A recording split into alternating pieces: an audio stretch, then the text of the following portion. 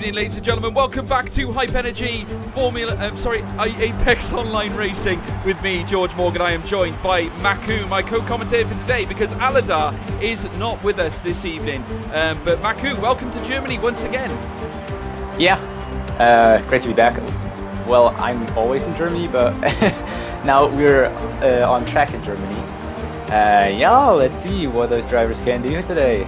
Yeah, it's going to be certainly an interesting prospect. We are currently in the midst of a very tight championship battle indeed. Currently leading the way, Formula Kevin, who unfortunately cannot compete tonight and therefore is up against it. This German circuit, though, 17 turns make up this circuit, 2.842 miles of track, equalising 4.574 kilometres, with DRS zones equating on 3 separate occasions throughout the circuit. Some really, really prominent straights, including its own parabolica, which is something you've really got to look out for. Credit to Alamonda for supplying us with the intros to this. Kimi Raikkonen with the lap record from 2004, and I'm sure that these drivers will be lining up looking to really put a hole in the lap times here at this German circuit indeed. Naturally, like we were saying, a very close proximate battle between all these cars at the top end. Formula Kevin, like I said, top in the billing on 117 points. Michael Tanita not far behind after winning at China, disappointing slightly at Australia. He's on 99 points, not far behind the Red Bull that's on top. In P3 is Kozak, the Chinese driver, now after a DNS last week, looking to come back into the points, 97 to his name. And we then got a small gap to Tom 97, who took the P1 for his first win of the season at Australia, and I'm sure he'll be looking for another one. But I've got to say, we're very lucky to have some really strong drivers, Maku, and indeed I'm very keen to see what these guys can do on this race occasion. Yeah, especially what they can do in the race with the overtakes. We've seen a lot of interesting moves, mostly in the parabolica, of course, but also in the in sector 2 and 3, where more corners dominate the course. But yeah, let's first take a look at the qualifying results. Here just counts who gets the better exit out of the corners, who gets the fastest lap, who activates the DRS faster, and who has the better ERS option. So yeah, well, let's take a look. First drivers taking their laps around the course. We have only one JSR currently chosen the soft tires, but I think that's the default setting from the game. Everyone else is on hards, either out or on his out lap or in the pits. Yes, it's a very common occurrence. A lot of the drivers tend to like to set a lap time on hard tyres, and around Germany I think you can be forgiven for it. It seems to be a very interesting circuit, certainly when it comes to strategies, and we've certainly seen from previous German Grand Prix that a strategy could really pay off at the Hockenheim ring circuit, as Jake goes fastest, 112.789 to his name, Florian Knapp in P2. And Boomson there with an instant response there, moving up into P1. And Robert 18 BBB planting his car in P2, the Racing Point, looking for an improved season. And they certainly have. P3 in the Constructors' Standards, 108 points. And ahead of them, Red Bull and Ferrari. But Robert 18 BBB doing his bit for the team. 112.685 plants him on P3. But the Red Bulls sharing the top spots. Boomson topping the billing with a 112.593. And HT AR Luke with a 112.669. Though it's early doors, Maku, it's a good way of judging where people are on these hard tyres. Yeah, of course we're not seeing the best time possible, because these hard tires can't just perform as good as the mediums or the softs. But you know, it's common that the reverse strategy, to go first on the hards and then the medium, is mostly stronger than you start on mediums and then go for the hards. So yeah, I think it's obvious to go for the hards, but of course everyone who's maybe in the midfield or at the back of the championship table and knows he isn't as fast as the other drivers could try on mediums, get maybe a good start at the beginning, so you can finish higher up in the points. Certainly can, and strategy, like we said before, will play a vital role in what happens here today. We're now watching Scrippy, who nailed a P1 spot, 112.174 on the name of the Alfa Romeo driver, looking to once again come into play in this season. Certainly we're reaching squeaky bum time of the AOR PCF2 season, as is the case across all AOR tiers, with only 4 races remaining, including this German Grand Prix. It's now going to be the time for a lot of these drivers to start putting some wins on the board in order to give themselves the best chance possible at winning the Drivers' Championship. Like I say, it's all to play for at the moment. Literally, the top end separated by just over 30 points. It is ridiculously very tight between 4 drivers at least. It's certainly going to be a corker. Michael Tanitsa setting the fastest lap on the hard tyres so far, 112.163. The Prancing Horse looking to come back with a vengeance after a disappointing P8. The strategy just did not work for him at Australia, and he'll be looking to come back here at Germany. And I got a feeling that this track might just suit Michael Tanitsa. I think the Italian might have a chance here, Maku. Yeah, it looks like it, but you know, Scrippy is not far behind him. His lap time is just 11 thousandths of a second slower. So yeah, it looks like he's got someone who will chase him throughout the race. I mean, if we look at the lap times, of course, none of the drivers are slow. Especially sometimes you just see gaps of like a few thousandths of a second, which really shows the level that these drivers have. So yeah. Let's see. Yeah, well, it's going to be very interesting. Another driver who's been at the top end is Padlo Futej, and he's driving the Alfa Romeo once again, back in the seat after missing last week's Australian Grand Prix. And he's a man with pace. He was up there fighting in the midfield at China, and indeed, off the back of that intense battling, it did get him a respectable P7, despite the highly competitive grid we have here. You did just see him lock up there slightly. Obviously, the hard tyre is not providing as much grip as what a softer compound tyre would offer. And therefore, certainly around a fast track like Hockenheim Ring. And he goes for a little bit of a ride there. Very, very close to losing it. Going round the Mobile 1 curve. And as he makes his way around Sachs curve, he'll be looking just to try and re-establish himself on the asphalt of the circuit. Just looking further up the grid. Florian Napik as well, making his way around the track. And another driver, also known as FK Gaming in the championship, currently not having the ideal season so far. P14, though we've seen his pace and he's been there or thereabouts. He just seems to get into the top 4 at the start of a Grand Prix, but then something goes wrong and he slips out of what would be his place on track. And naturally, you want to try and maintain and solidify your position, certainly when it comes to league racing. All these guys are very, very quick, and it's up to you as a responsible driver to ensure that you can hold on to your position. But Florian, no slouch on his day. You'll be looking at him towards the top end without a shadow of a doubt, as Korsak hits back with a P1 of a 112.136, returning after his absence as well in the previous week. And I'm sure he'll be looking to once again be in the top 3. Yeah, I don't think he just wants to be in the top 10. Of course, with this pole position, he surely looks for a win. But we're slowly seeing some drivers going for the mediums. Well, from my experience, I can mostly tell that the hard medium strategy works a little bit better, because you have the medium tire, the fast one at the end, and can push then a little bit after the pit stops. So you can overtake the ones that went this strategy the other way around. But yeah, let's see. I mean, we still have like 9 minutes left of the qualifying session, and anything can happen from now. And maybe a lot of the drivers are going to the medium tires. Yeah, well, last week's winner at Australia, Tom97, qualifying P4 on hards, and he'll obviously be looking to go better than that. So I've got to say, a much improved performance from Tom, who's been in about the place positions. He had a P2 earlier on in the season at Britain, naturally the home circuit of Tom.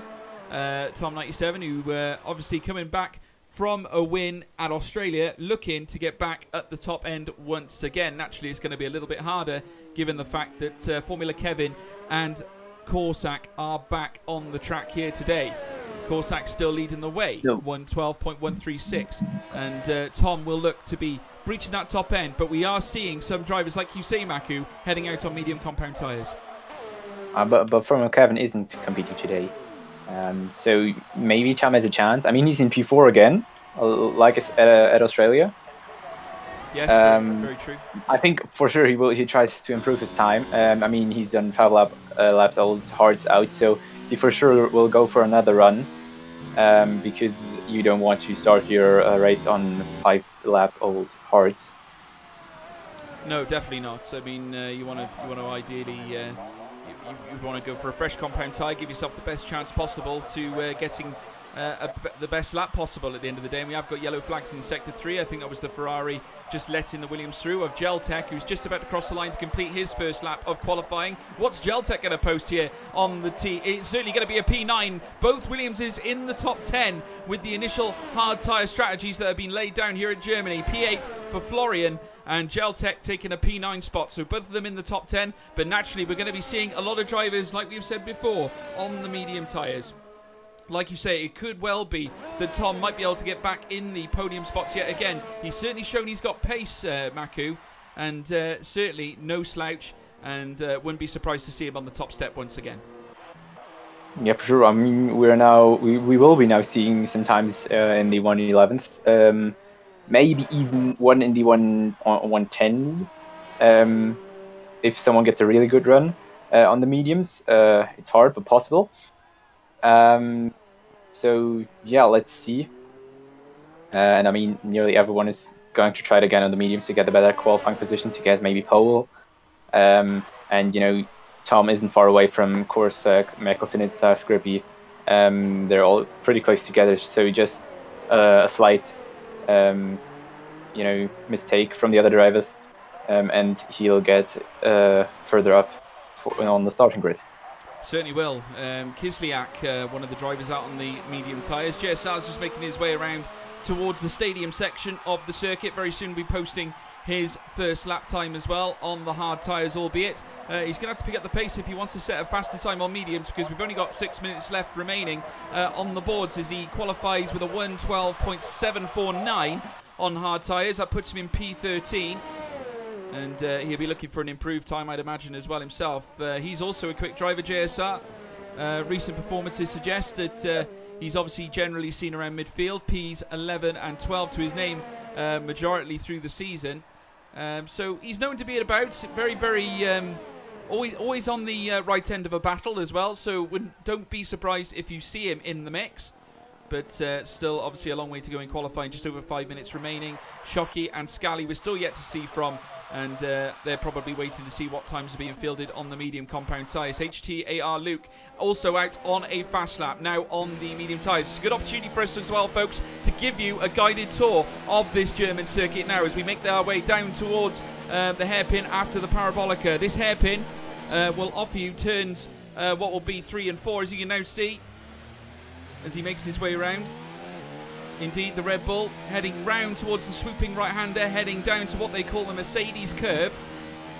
And as you can see, the Red Bull looking all kinds of prominent at this moment in time. Luke has a great opportunity here to stamp a good lap here using the fresher medium tyres. What's he going to post? He makes his way around the Mobile 1 curve, heading down towards Sachs curve, which is dead ahead. You can see the people lined up in the grandstands there, trying to hold on to the car, going round this part of the circuit. You can see he's looking very comfortable indeed, keeping the car on the black stuff as he makes his way through the left-right, heading through the final couple of bends around the Sud curve now. In comes the Red Bull as he makes his way across the line. HT8TAR Luke. No, it must have been an invalidation. And he was not able to improve on his lap time, and he will be looking to go again. But Maku, Korsak and Mekeltinitsa out on the medium tyres. Yeah, of course they are, and as before, Boomsong sets the kind of first really quick lap on the medium tyres, currently holding pole position for the moment. But yeah, as you said, Korsak and Mekeltinitsa are also out on track. Oh, but Korsak already invalidated his lap. Mekeltinitsa is still on a valid lap. Corner cutting is pretty easy in Germany, especially if you look at the last two corners. Corner 1, then you have two very big different. It's very difficult there, as well as turn 10. It is very tricky, and there's lots of runoff on these corners as well, which is quite deceiving because obviously you don't get the whole runoff on some of those corners. Obviously, if you plant all sets of wheels off the circuit, you can get penalised for it. As we now see Michael Tanitsa rounding around the sud curve now. What's the prancing horse going to post here as he comes up towards the line? The Ferrari will post a P2 of a 1:11.703. Not enough to batter off Boomson, but he splits the two Red Bull cars. Luke in P3, the other Red Bull of Boomson in P1, but a Ferrari sat in the middle of this Red Bull sandwich. It's certainly going to be a corker. Korsak as well, yet to nail his fastest lap, obviously invalidating the previous one, and indeed will be looking to plant that racing point up at the top end. Certainly it's going to be a close quarter battle between Michael Tanitsa and Korsak, Ps 2 and 3 in the championship. But don't forget Tom, as Dak sets a P2 time, knocking Michael Tanitsa down the spot with a 1:11.586 with 2.5 minutes remaining. Maku, the fast times are rolling in. Yeah, they really are. We just need, as you said, a time from Korsak and from Scrippy, who was in the P3 before on the hard tires.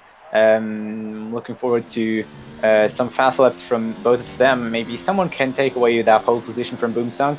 Wouldn't be good for Boomsang, but would make some more suspense to the whole race. And yeah, I think having a lot of quick drivers at the front will make the race really exciting. Certainly will. Korsak actually knocking Michael Tanitsa down. He's moved up into P3. Oh, right.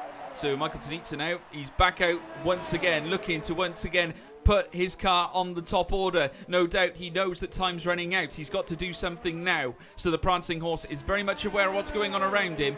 And let's not forget, Tom 97 is also out on a fast lap too. So let's watch the Mercedes go round. Tom 97, our race winner from last week. He had a successful day at Australia. Can he do the same here in Germany as he rounds the round the Mobile 1 curve, making his way down towards Sachs curve. The Silver Arrows looking prominent, stuck to the track like glue.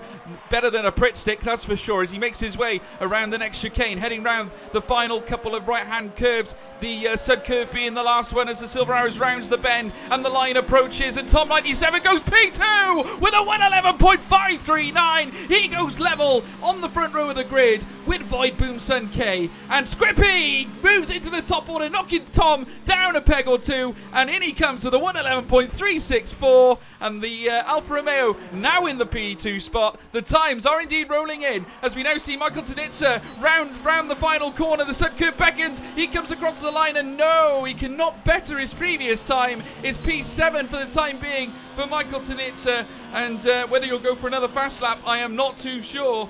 But still some drivers, notable drivers, left on track to set lap times. We have only got half a second of qualifying remaining, and Boomson has retired.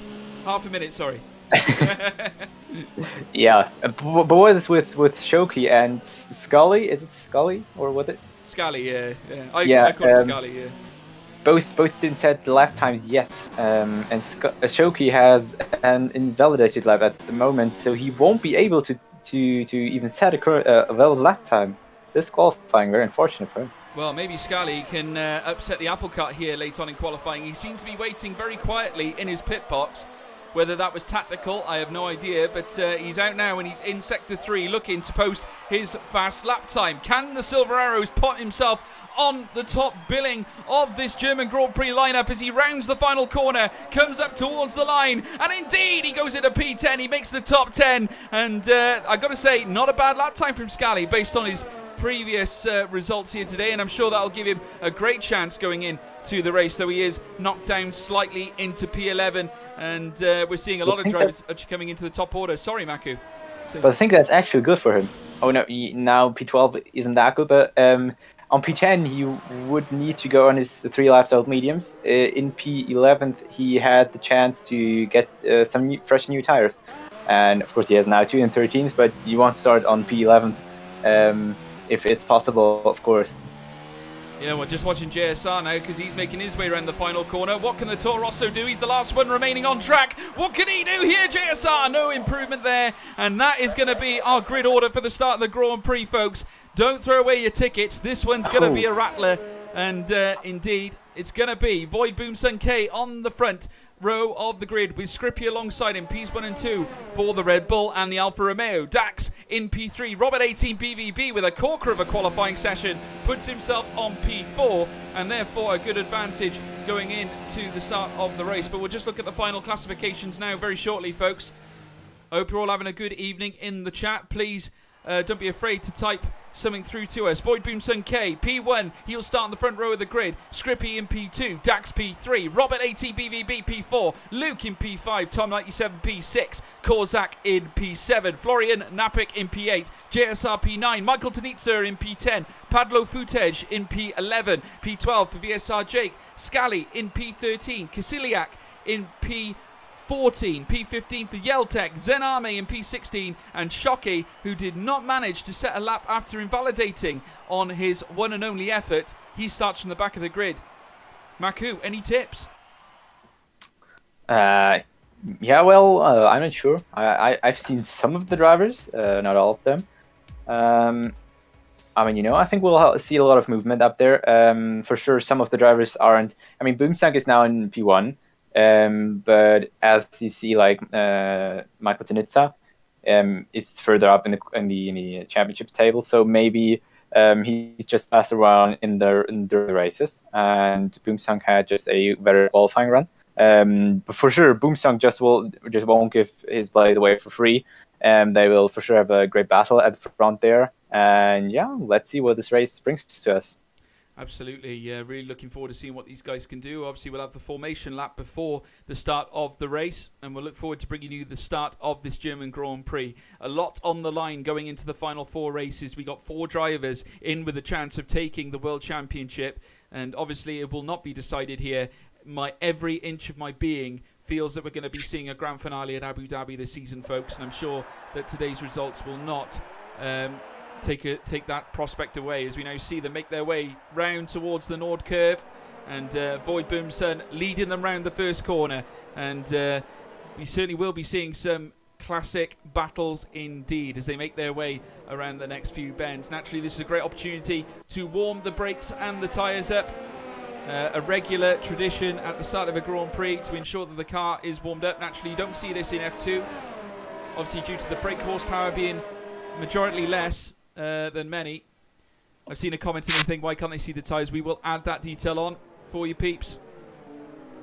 There we are indeed. The majority of the field starting on medium tyres. The top 10 indeed. Kasiliak in P14 starting on mediums, but the latter going on the hard. So the likes of Padlo Futej will be probably in the best position in terms of the hard tyres.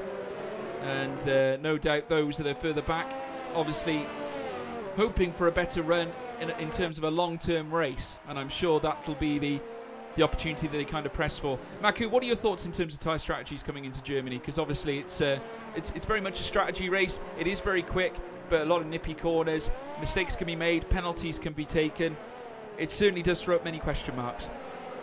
Of course, and as we see with the tyre choices, of course, everyone from 1st to 10th is going for the mediums. They have to, but then the other 7 guys, I think, are nearly all going for the hards. Just Kisliak not. He's going for the mediums. And from my experience, as I already said, I think the hard medium tire strategy is a little bit stronger on this track.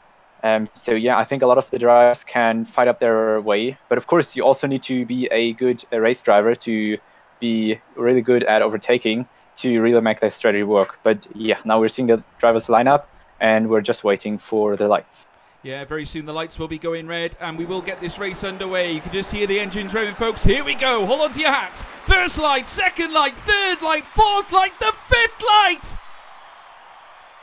And it's pedal to the metal. Go, go, go, go, go. We had one jump to start there. Florian Napik getting a drive-through penalty. And we've seen this before this week in the German Grand Prix, in contact with Void Boomsun in P2 and Scrippy, who are now marching their way down towards the next corner. Florian with an instant advantage, obviously, albeit an illegal advantage in P1. But Boomsun taking the early advantage, but he's still wheel-to-wheel with that of the Alfa Romeo. Scrippy going toe-to-toe there with the Red Bull as they make their way down towards the next corner. It's the 90-degree angle hairpin after the parabolica, as we now see the Alfa Romeo diving in on the inside, and indeed takes P2 off by Boomson. Boomson very nearly losing out to Dax, and what a messy encounter at the hairpin bend, Maku. Phenomenal start. Yeah, phenomenal start, but of course, a lot of movement, a lot of touching, I think, a little bit of ghosting through the hairpin, and I think Dax was a little bit touched from, I'm sure who was behind him, and then he had, I think, a little bit contact. Oh, it went there. Williams went in the walls there. We've lost the Williams there. I'm not quite Yeltek. sure. Yeah, Yeltek. It must be Yeltek. He's dropped down to the bottom of the grid. And indeed, I can't see much damage on his front wing, so he might have just got away with it. But Tom97 is the driver that's benefited off that start as a whole. He's now in P4 and moving up a couple of places. Indeed, he's now in P3 because obviously there's a couple of pits being made, including Florian, who I believe had to take his penalty, almost take your medicine at the start of the Grand Prix, as we now see a battle with Dax and HTAR Luke as they make their way around the next right-hander. And indeed, the McLaren managing to hold on there, very nearly becoming cannon fodder there for the Red Bull. But Michael Tanitsa also in the slipstream of Luke. The Red Bull not out of the woods yet. You can see the prancing horse all over the gearbox there of the Red Bull. Are there any moves going to be made here? A diving move from Luke as they make their way towards the next hairpin bend, and the McLaren and the Red Bull still very much toe-to-toe on the outset. They're going to march together around the next right-hander as they make their way down towards what will be the Mercedes curve. And indeed, the Red Bull has the upper advantage going into this straight. He's got the racing line. Here comes Michael Tanitsa as well, but the McLaren battles him off there. The Ferrari will not win just yet, but as they march their way around the Mobile 1 curve, the Ferrari does him. Dax, a sitting duck, could not fight off Michael Tanitsa. That's P5 for the prancing Ferrari, Maku. Yeah, double overtake for Dax. Of course, pretty unfortunate for him. But yeah, that's Germany, you know. You've got this corner combination is actually quite interesting for overtaking because you mostly get close to your opponent on the parabolica, and then you get close. You really battle through these a few corners, and we're still seeing Dax, for example, fight Kislyak. But now he's also lost a little bit and is under attack by Korsak and Paddle Flutes. Yeah, I'm not sure whether he's got damage or something because he has slowed up exponentially, and a lot of these cars are starting to catch up. Korsak now making a move on the inside of that McLaren, and indeed he's going to pull it off. A great solid move there by the Racing Point, and here comes Pablo Futej trying to make a move on the inside, having a little bit of a nose up on the inside of that orange McLaren. Indeed, Dax not having the most comfortable of runs here in lap 3. Obviously the DRS will become active now, so a lot of the drivers, I think, trying to make use of it. Such a relief after the chaos we had at the start of the race that no safety cars were called in, and that's a good sign obviously for all the drivers on track. Obviously we want to see a straight race. We want to see the battles fought out on track, ideally not in the pit lane, because we want to see overtakes, don't we, Maku? I mean, that's the whole point that's the whole point of the business, isn't it? Yeah, of course, but I think we'll get enough of them onto the Parabolica, especially because you got like 2 DRS zones to prepare yourself for the overtake onto Parabolica, and you get, if you're, for example, battle for first, you have these 2 DRS zones where your opponent has DRS, and then you finally can strike on the Parabolica where the DRS zone is really long, and you mostly get the overtake done even before the hairpin, and that's good for you because then you're not anymore under real pressure going through that corner. As we see a few further overtakes, Michael Tanitsa is challenging Luke down the inside into the hairpin and gets his move done, and Kislyak just wanted to take a look too, but didn't quite get it.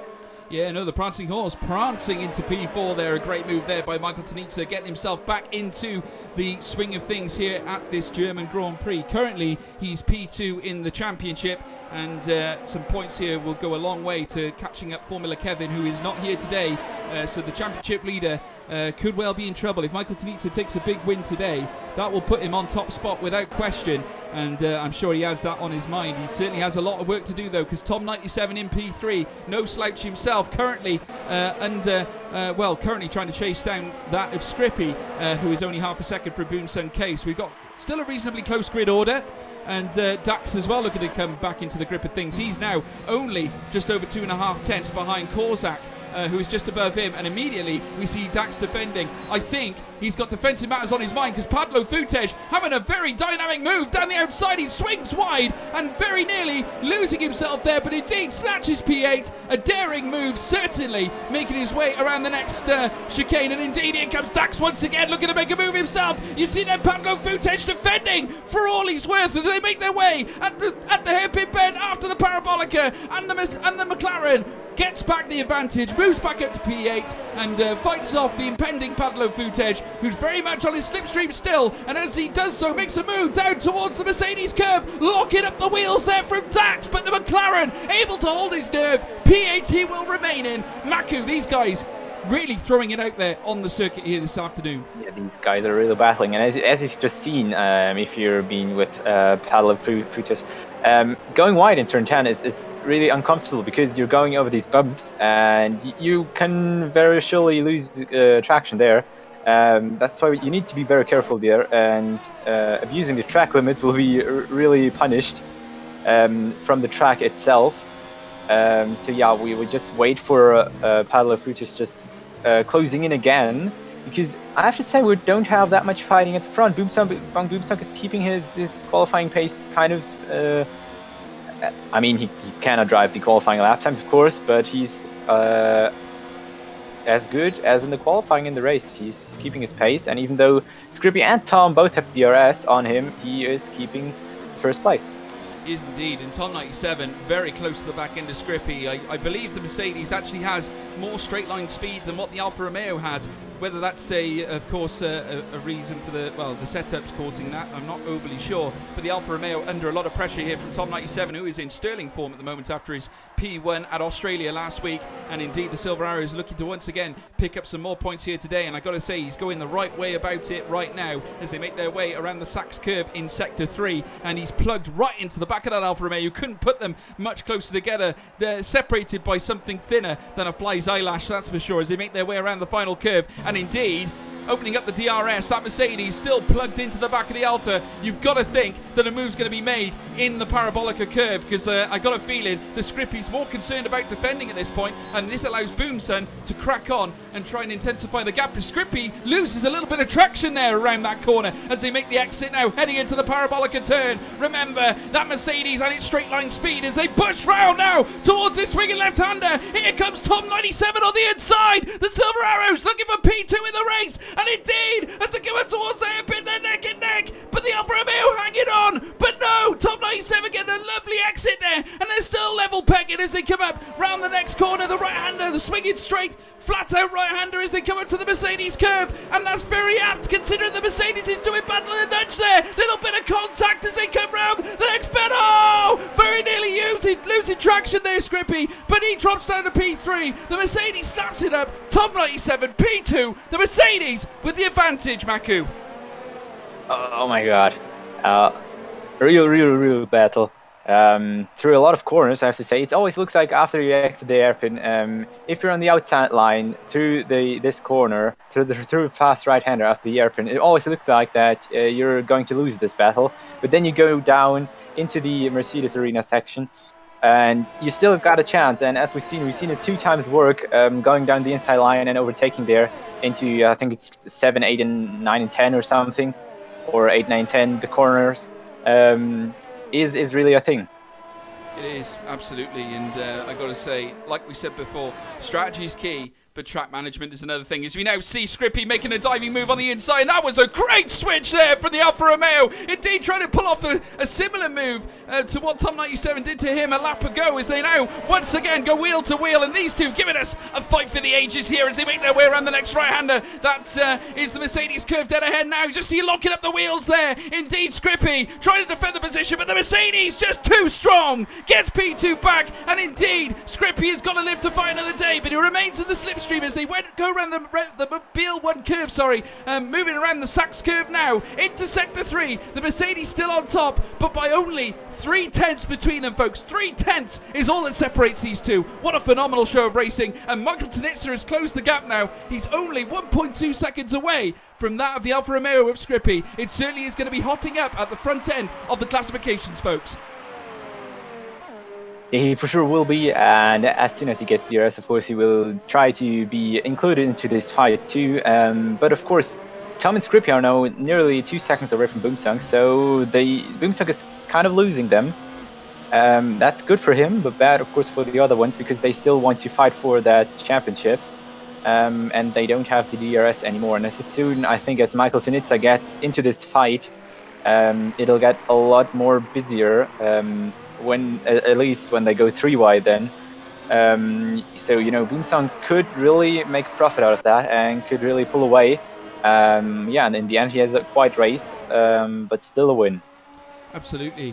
Obviously, Boomsong letting everything unfold right now, and his gap has increased by no less than 2 seconds. He's now 2 seconds separated from him and Tom at 97 right now. Obviously, the battle progressing between Tom and Scrippy at the top end for P2 has allowed him to break away, and at the same time, Michael Tunitsa closing the gap. He's now within a second of the Alfa Romeo, and so he could potentially now have DRS heading round the Parabolica bend, and he will get it here on the home straight. And you can just see the distance, the gap has closed severely now, and Scrippy's got to be looking with one eye open behind him right now because Michael Tunitsa bombing round the Nord curve as they make their way down towards the next chicane, semi-chicane I'm going to call it, because that's what it is. And indeed, that Alfa Romeo getting closer and closer and closer to the front end of that prancing horse. And indeed, Michael Tunitsa's got only one thing on his mind, and that's a P3 overtake. And very, very soon, I will not be surprised if he manages to pull that off, because you can now see the Alfa Romeo coming closer into view, folks. It certainly is a mouth-watering prospect. We have got 4 drivers in pretty close proximity to each other, with a 2.5 second gap then from Michael Tunitsa to Kasiliak, who is in P5. So it's a tale of 2 halves really at the moment, Maku. Yeah, but don't forget, we should be seeing pit stops in a few laps. I think around lap 13, 14, the first people on mediums are coming in, because then you're going for 20, 21 laps on the hard tires. Because that just lasts longer than pulling the medium further than 13, 14 laps. So yeah, that will be interesting too. Hopefully not some switching in the pit lines, because that's maybe because of the pit stop times, and those are, I think, generated randomly, so that will be pretty unlucky. Absolutely. The Ferrari now opening up the DRS. He has indeed got it on the Alfa Romeo, and they're just coming around the next couple of bends now. Very soon they'll be on the famous Parabolica. Obviously not the Parabolica that you probably all well know at Monza, but Germany has its own rendition, also known as Einfahrt Parabolica as well. That's the best German pronunciation I have, to be honest with you. That is the you corner. You can actually just say entrance. Yeah, that's the... That's yeah. Yeah, and my translating skills isn't very good. I've got to say, I can say the word, but, well, I might not be able to say the word. You might say I'm pronouncing it wrong, but that's the entrance to the Parabolica anyway. But, yeah, the Parabolica bend, obviously very different to the Parabolica of Monza. Obviously, the Monza one, a lot stiffer. And you can see there the Ferrari right close and personal with that Alfa Romeo now. And indeed, Michael Tunitsa plugged into the back of Scrippy. And look at that much better exit and entrance, should I say. He got on the Mobile 1 curve as they head round Sachs curve now. You can see the Alfa Romeo logo in the back of that car now. It's clear as day as Michael Tunitsa rounds the last couple of bends with Tom 97 and Scrippy ahead of him. And Scrippy is the man that he's got his eye on right now, because they come across the line to commence their lap 12 of 34. We're not even halfway through yet, folks. We've still yet to have pit stops, but I've got to say, that'll only throw more spanners in the works than we've already seen. There seems to be a battle going on in the midfield, but I think that's due to Dax pitting, and indeed, a lot of cars moving up the orders to obviously go in line with the pit stops being made. As you can see now, Dax coming out at around about P15, could be 16 if Robert 18BBB manages to cross the line and come out. You can see Scrippy dancing all over the back of Tom 97, very much aware that Michael Tunitsa's there, and locking up there slightly, nearly going into the back of Tom 97, going around that bend just now. And he's got to get rid of Tom 97 ASAP if he wants to avoid a battle with Michael Tunitsa, at least for the time being. A shock, he sets a fastest lap on soft tyres. A very strange time to be going for the softs, Maku. Yeah, but I think it's actually because I think he had some damage. I mean, the soft tires won't last long, but they will bring him at least to like lap 15 or something, and then he can go for the hards again. Well, and now he just needs to make the best out of the time being on track. And Scrippy is going for his pit stop in lap 11 already with the mediums. So he actually needs to go like 20, 2 laps on the hard tire. That's close to the possible lap count you can go on this tire, but you know the hards, well, they last long and they don't degrade much because you can't feel it because they're already bad at the beginning. But yeah, now Michael Tunitsa has again a little bit of gap to Tom 97, and has no DRS. No, he doesn't. And in fact, they're just over the second mark, so he's very unlucky not to get the DRS on this occasion. But he seems to have made the ground up. I think Tunitsa's setup allows him certainly for more straight line speed. Hence why he was able to claw it back anyway. That's unless Tom 97 had very little ERS, which he may well have done. But as we have seen, Boomson has pitted for his first pit stop and gone for the hard tyres, so he's going to the end. Tom 97 now leading the Grand Prix. With Michael Tunitsa in hot pursuit. These two are still yet to pit, and we could yet see them pit. Well, maybe they could pit now, essentially, and it'd be interesting to see whether they do or not, because obviously a lot of them seem to be getting those mediums off now, or thinking about it, and indeed there they do. Tom 97 and Michael Tunitsa entering the pit lane, Maku. Yeah, both of them, as I said, lap 13, we should expect them. Both of them gone for it. Let's see who comes out first. Should be Tom, theoretically. And it is. And Michael had to wait a second in the pits, at least in my game. I think he lost a little bit there in the pit lane because he needed to let past some of the guys. And now the other Mercedes is between Michael Tunitsa and Tom 97, Scully. Yeah, he's on hard tyres. He started on that compound, and indeed currently in P9. And has made his way further up the grid order. Also his teammate Tom managing to make the best of things, now in P7. Scrippy down behind Tom right now, and Michael Tunitsa back to where he was obviously prior to the pit stops being made for Scrippy indeed, who has already pitted. And let's not forget as well Boomson, who is technically the net leader of the race at the moment, with his 1 lap old hard tyres on, currently in P6. Let's not forget though, Jake, Pablo Footage, Zen Army, Geltec, Florian, still yet to pit, folks, still yet to pit. But naturally, the top 4 all on hard tyres, 13 lap hard tyres, and can go on considerably longer. The question remains, will they go on to the softs later on? I got a feeling that they will, as we now ride on board with Michael Tunitsa, who is now trying to close the gap on Scally.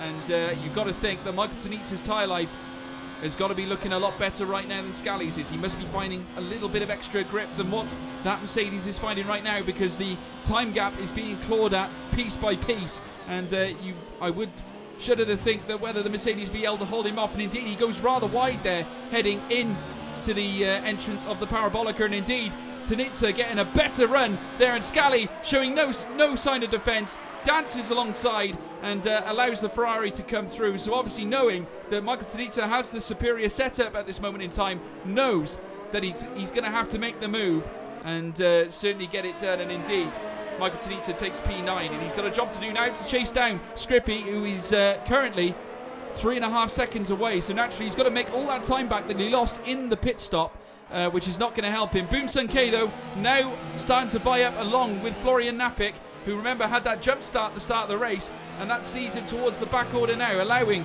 Boomson now to chase down, looking to make that crucial overtake, just to work his way back up to that P1 spot. And indeed, Florian diving into the pit lane to remove those medium tyres. He'll be going for his first stop, no doubt, potentially to put the hard tyres on as he rounds the next bend now. Boomson, Geltec in the distance. Very soon he'll have a chance to overtake the other Williams driver now as they make their way through the next chicane. The Parabolica dead ahead, and that time has already been worked back up. He's already just over 4 tenths away from the Williams car that's dead ahead of him now. The Red Bull showing all kinds of pace right now. Boomson bringing his maximum effort indeed to this Grand Prix and goes side by side indeed with Geltec heading down towards the hairpin. In behind as well, we've got a battle going on between Tom 97 and Scrippy, and Tom 97 holding off or trying to hold off the Alfa Romeo. That battle is for a net P2 as things stand, and the Mercedes still with the upper hand on the Alfa Romeo. These two have been going hell for leather since the start of this Grand Prix, and I got to say, it's been so fascinating to watch.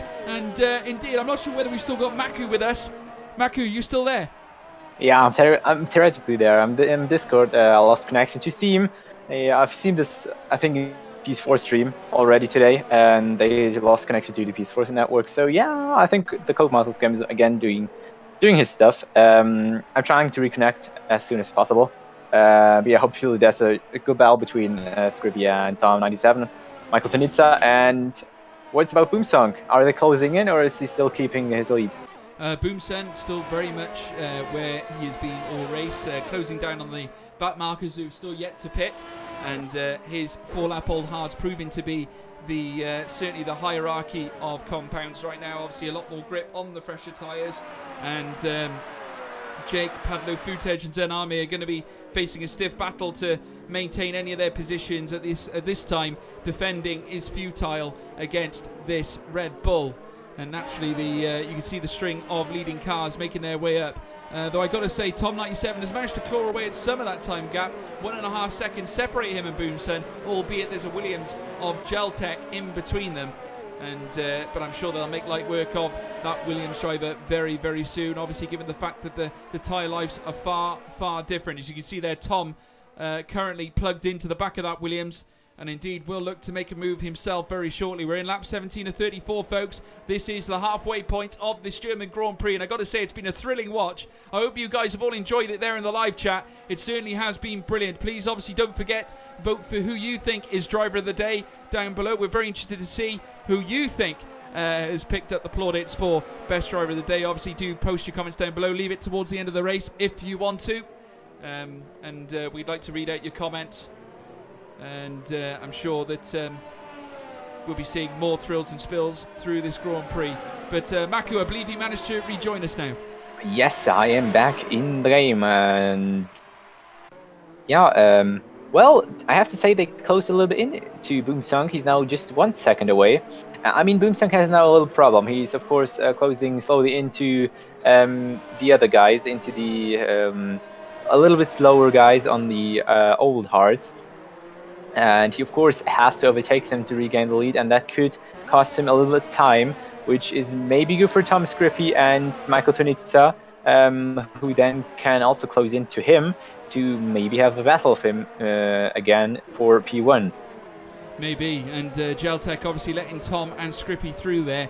Obviously, like I said before, a battle would be futile given the fact that a lot of these drivers have already pitted onto their fresher tyres. Just looking further up now. Pits in place for Zen Army and Padlo Footage, allowing Boomsen to carry on into P2.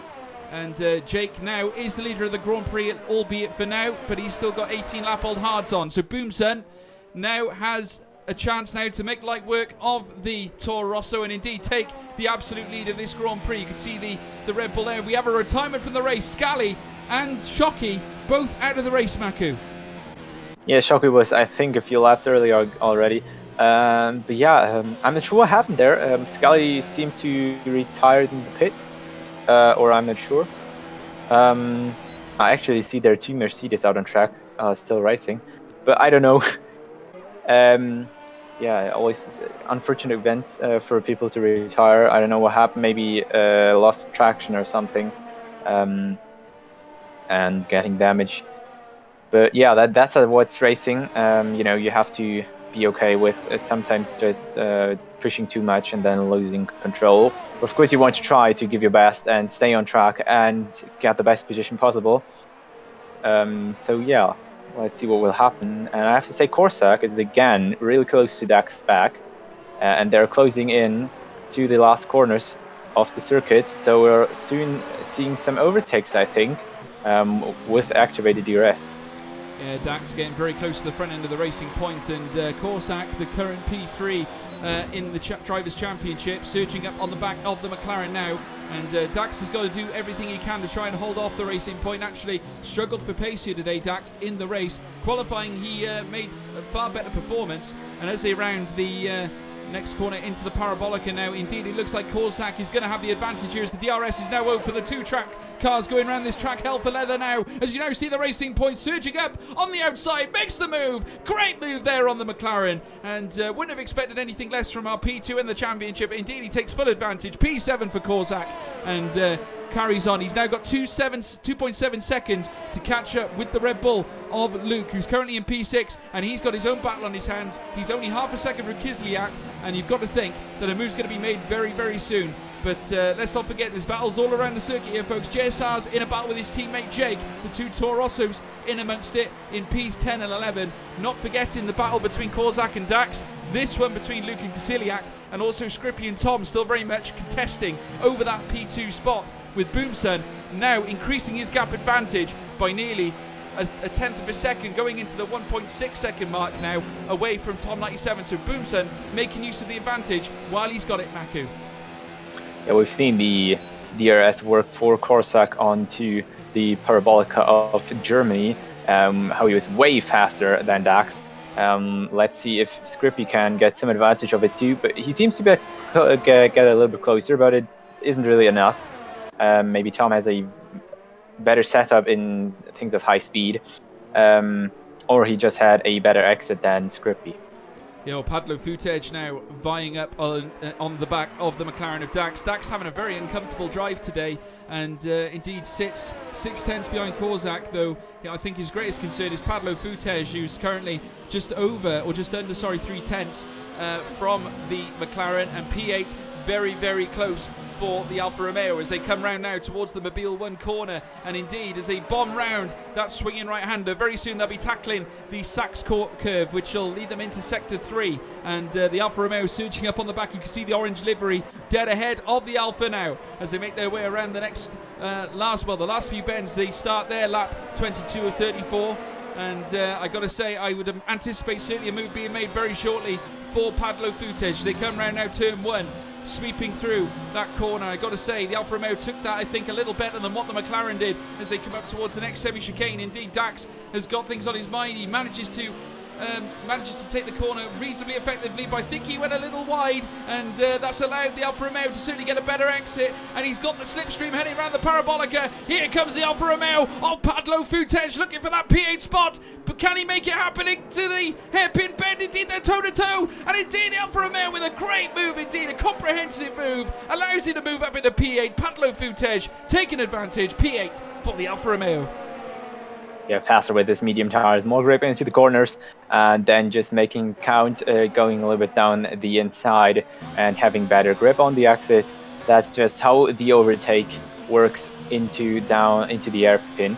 And yeah, we've just seen Jaltek overtaking Florian Knapp, who had a really tough race with his jump start at the beginning.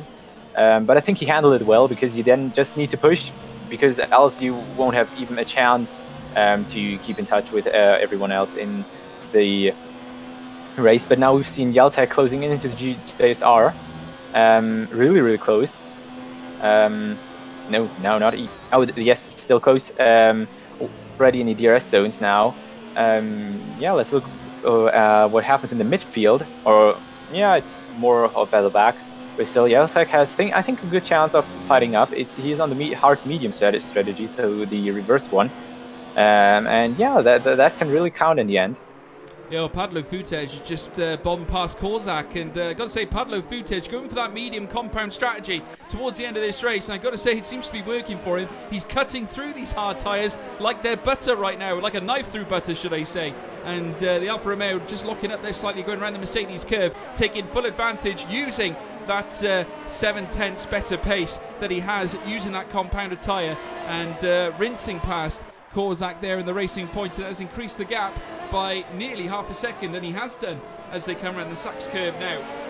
And he's actually vying up towards Kislyak and Luke as well, so he could very well figure towards the end of this race in a higher grid position. Hopefully he can hold it all in, because don't forget, as the medium tyres get weaker, the harder tyres seem to get stronger, because naturally they can take a lot more of a hammering than what the medium compound can. Do not forget that, folks. Though Scrippy and Tom still very much battling out for the P2 position, and Kisiliak as well vying up on Luke himself. So we got quite an intoxicating battle happening in midfield right now.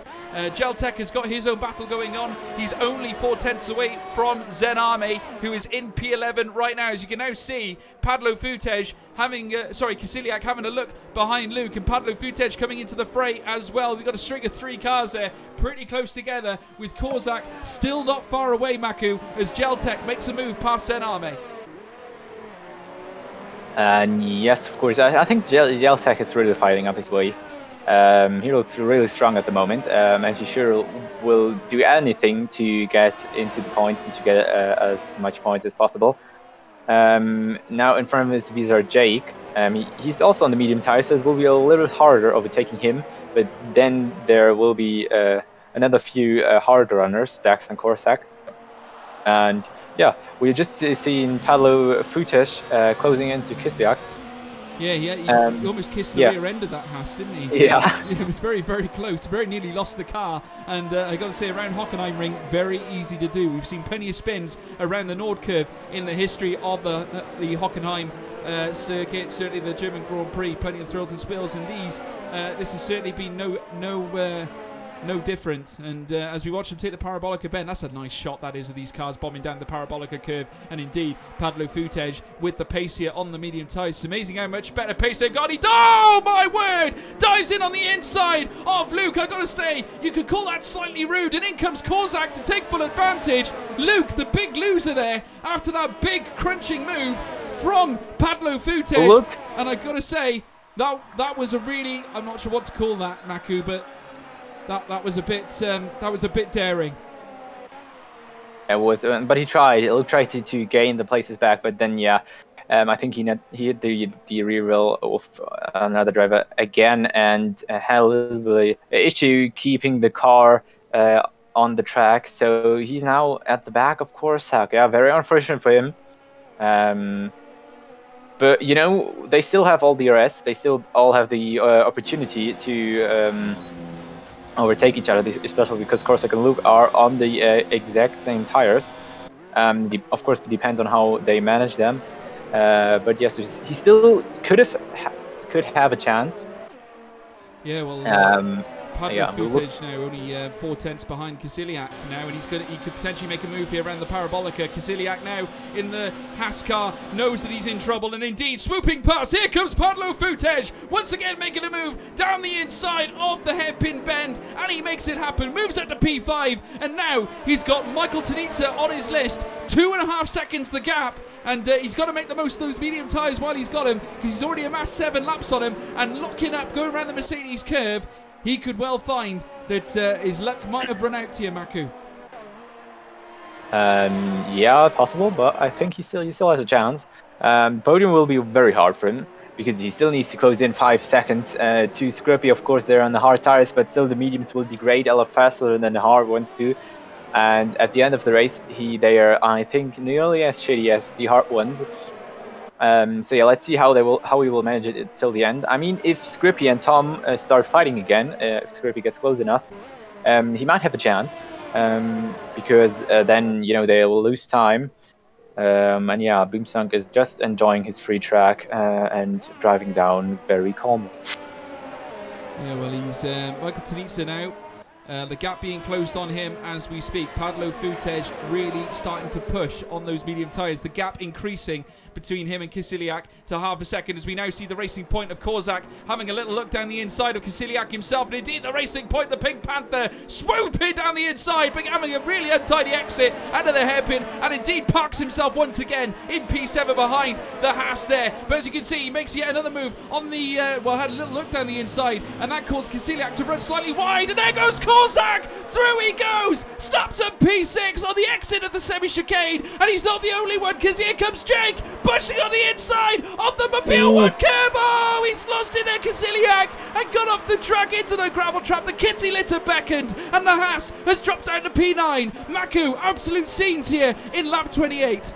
Absolute scenes. I know this gravel pit is really, really dangerous. You just get a little bit too wide. You just fight through this corner. You take the outside line and you just touch it with your real left tire, and yeah, that can happen.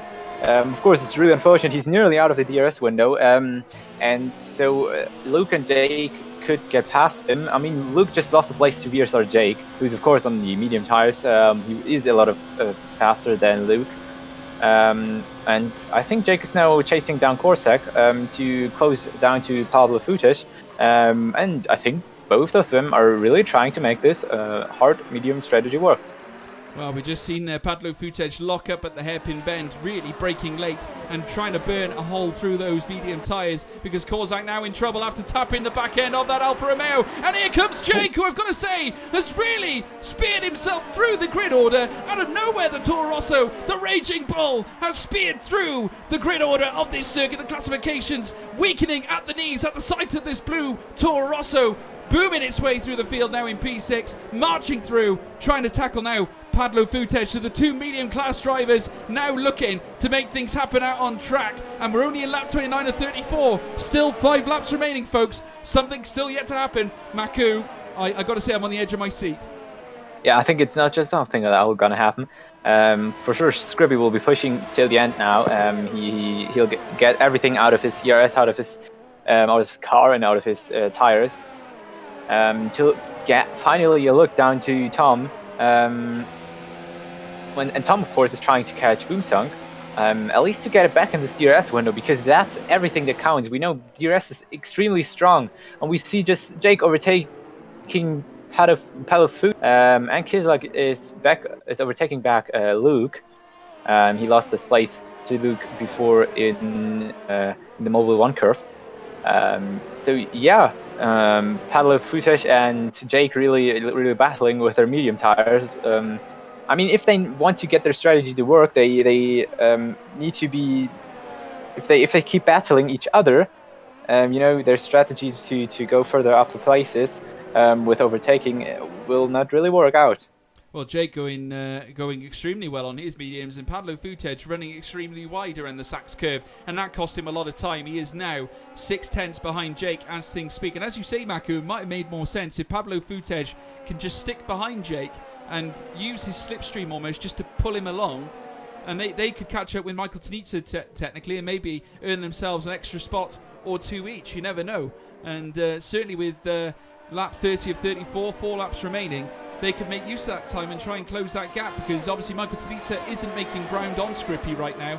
2 seconds have increased in over the last 5 to 7 laps between Michael Tanitsa and Scrippy. So Michael not able to touch the top 3 as things stand. Obviously we haven't looked at the penalty situation just yet, but this is a good opportunity for Jake and Pablo Futic to make the most of their faster compound. And indeed the Ferrari is actually only just ahead of them. Only a second now. That time is being whittled down, Maku. Yeah, I mean, speaking of penalties, I just had it on Thursday in ORL that someone couldn't win or wasn't able to win because of penalties. His win got taken away. He theoretically won by track position, but then his 3-second penalty got applied, and he was swapped further down the grid. I think he only was second or third place then. So yeah, penalties are always a big thing in Germany, especially because you can corner cut a lot here, and we've seen a lot of 3-second time penalties at the bottom of our screen. I've not counted, to be honest, but I'm sure that will change a lot of things. Well, yeah, Pablo Futic being one of them, as well as Zen Arme, so both of them picking up penalties going round the Nord curve there. Well, indeed, sorry, Pablo Futic was around the Nord curve. Zen Arme, I think, was further back. So, no, in fact, it was Zen Arme, I believe, because he wouldn't be too far away from this pack. We've actually got quite a string of cars in the midfield right now. You can see it's all amassed up. And certainly, I think the battles that have been going on in between P5 and 6 has held up a lot of the traffic. And we're starting to see a lot of these cars start to grip together. So naturally, over the next three laps or so, we're going to be seeing some real gunslinging action here, folks, around the German circuit of Hockenheim. And I've got to say, it's a pleasure to see it, as we now see Jake bombing down towards the Sachs curve, catching up with Michael Tanitsa. Only half a second between these two now. The Ferrari under pressure. And in the background there, you can see Pablo Futic in the Alfa Romeo, knowing that he's got a 3-second time penalty, is certainly going to make him want to work harder in order to try and reduce any kind of deficit, though it's going to be a very uphill climb for him if he is looking to do that, as we now see Jake rounding the Nord curve, heading into the straight towards the next semi-chicane. And indeed, the prancing horse of Michael Tunitsa has to sleep with one eye open, because he knows that VSR Jake on his medium tyres will have enough grip in order to try and swerve up on the prancing horse. The DRS opens up there for VSR Jake, the raging bull of the Toro Rosso, looking to make a move here on the red prancing Ferrari as they head down towards the next hairpin bend after the parabolica, and he swoops in looking for 4th place, and Jake gets it done. The blue Toro Rosso of VSR Jake, what a monumental climb he's had this race. He's moved himself up into the top 4 spots, and very vital points going potentially to the Toro Rosso team. Just a beautiful overtake. You just see everything. You really need to. Oh, we have Michael Tunitsa and Paolo Fuchs battling a lot, and I think they had some. They touched a little bit, and Michael Tunitsa actually drops back behind Korsak. Michael Tunitsa really losing out there, and I've got to say that could very well be a controversial moment. Obviously, the Alfa Romeo, they call it the sister string of teams to the Ferrari team, almost the master versus the apprentice, but the apprentice trying to show the master who's boss around this German circuit. And indeed, Pablo Futes, he's been on the end of some tussles here today. He's certainly been braking quite a bit lately. He did it to Korsak earlier on, so you can only imagine Korsak and Michael Tunitsa might want to get their own back on Pablo Futes, who's currently in P5. Though the way the penalty system's working out now, it could well be that Korsak and Michael Tunitsa might not have to worry too much, because Pablo Futes, of course, has a penalty, as we now see Korsak diving on the outside of Pablo Futes. Indeed, as they round the hairpin bend, it is the Racing Point, the Pink Panther, that gets the advantage around that corner here in lap 33 of 34, and indeed will move up into P5. A great showing there by Korsak, and indeed he's going to be very happy with that overtake to try and get one over on Pablo Futes, who they've come to blows with each other before. And indeed, Michael Tunitsa, I can imagine, wanting to do a similar thing as they round the Mobile 1 curve. Maku, we're very nearly on the final lap. What are your thoughts going in to the end of this Grand Prix? Yeah, I mean, of course, I think the first 3 are almost safe. There won't change a lot. Grippy now lost a little bit to Tom, so we nearly completely have our podium. They just need to bring it home, you know, one last lap, on every corner one time, cautiously taking everything. The tires are as bad as they can be, but yeah, just bringing it home. I mean, the other drivers have a lot more pressure, with still some other drivers putting them under this pressure because they're really close. And I think we see a lot of last lap overtakes, especially here with Paolo Fuchs and Michael Tunitsa. Yeah, well, Boomsen.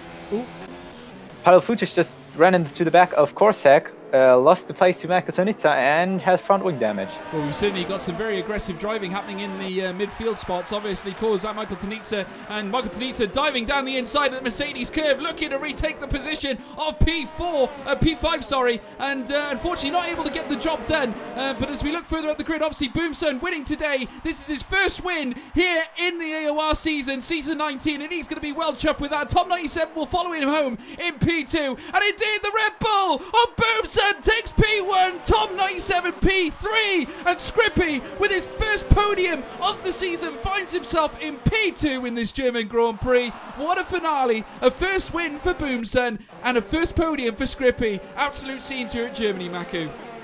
Yeah, beautiful. And you see VSR Jake just made his strategy work 8 places up. Kislyak also made his strategy work 9 places up. Great racing, great racing at all. Yeah, a lot of interesting overtakes. I think Boomsung had a really nice race. Everything went well for him. Well, I got to say, he pretty much led from start to finish. I mean, he wasn't. It was after the pit stop. Obviously, he would have dropped down some places, but that was only for a brief time, and he maintained the same pace right through the race, and certainly nursed those hard tyres around extremely well. He takes the P1 spot here today, and indeed will be celebrating. And obviously Scrippy, I'd imagine, will be doing his own celebrating as well. His first podium of the season here in AOR F2. And I've got to say, he must be absolutely thrilled with that result. I would not blame him either.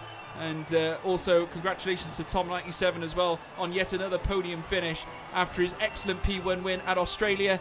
And what this will do certainly is the gap will be closed between Michael Tunitsa and Formula Kevin. and Korsak and Maku Tanitsa finishing together. Obviously, we'll look at the final results now. Boomsun finishing in P1 after a great race, a sterling drive, and P2 for Scrippy. Tom 97 P3 for the Mercedes Petronas team. Jake in P4, Kasiliak in P5, Dax in P6, Korsak takes P7, 8th for Michael Tanitsa. Again, a very, very difficult result here for him today. Luke in P9. Florian Napik, a great recovery drive after the jump start at the start of the Grand Prix. Pablo Futej, string of incidents there. No doubt he probably had a good dish of penalties handed to him. He's in P11. Geltec P12, JSR P13, Zename 14, Robert BVB 15, Scally P16, and Shockey rounds off the order, P17 for the Renault driver.